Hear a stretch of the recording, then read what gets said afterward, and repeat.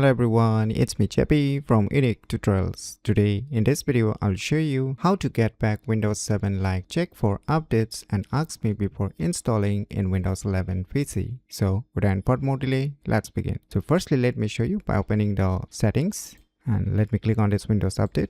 So in Windows 11 Windows Update settings, we don't have any such option like Windows 7 to select check for updates and ask me before installing. So for this, what you need to do is on your computer keyboard, just press Win plus R to open the run program, and in the run program, just type gpedit.msc. After that, you can hit enter or you can click on OK. Now the local group policy editor program will get open. Now just under the computer configuration, you can see here one folder name administrative templates. Just select it and click on this left arrow icon. Now once again select this Windows component folder and once again click on this left arrow icon. Now just scroll down below. Now you'll see here one folder written Windows Update. Just click on it and once again click on this left arrow icon. Now here you will see one folder name Manage and User Experience. Just click on it. Now on the right side you can see here Configure Automatic Updates. Just double click on it. So now just select this Enabled option. Now just click on this box. Now here you will see the number 2, notify for download and auto install. So you need to select this second option, and once you select this second option, notify for download and auto install, just click on apply,